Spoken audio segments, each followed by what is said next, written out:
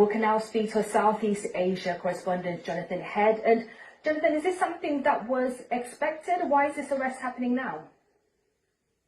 Well, the warrant was issued on the 7th of March, so the reasoning is the dating of the warrant. Now, the ICC has not publicised the warrant yet.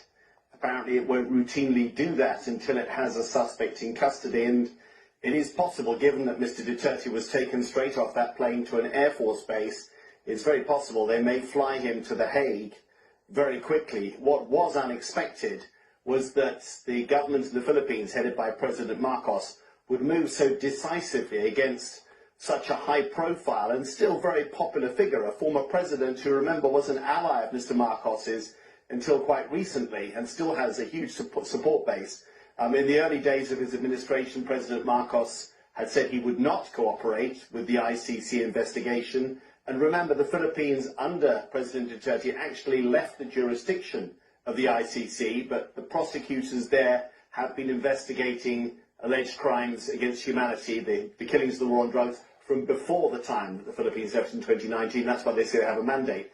But no one, I think, expected President Marcos to move so decisively against his former ally, now bitter political rival. And I think people perhaps weren't expecting the possibility that former President Duterte might yet well be flown immediately to The Hague. It's opened up a whole set of political and legal possibilities, both in terms of current political contests in the Philippines, this rivalry between these two big families, and in terms of bringing to account or bringing some kind of justice to those who died, or the families of those who died during the war on drugs. And Jonathan, briefly, just remind us of those accusations he's faced over the years.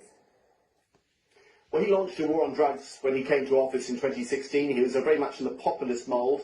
He actually came to power before the first term of President Trump and was seen very much in that mould.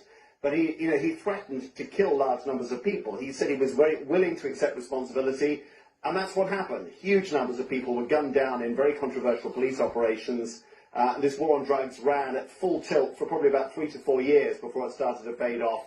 And from the very beginning, there were accusations that this amounted to crimes against humanity. That's partly why President Duterte pulled the Philippines out of the jurisdiction of the ICC.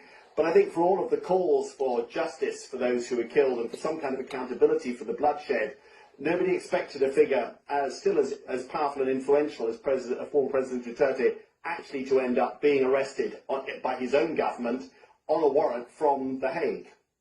Jonathan, thank you. That's our Southeast Asia correspondent, Jonathan Head.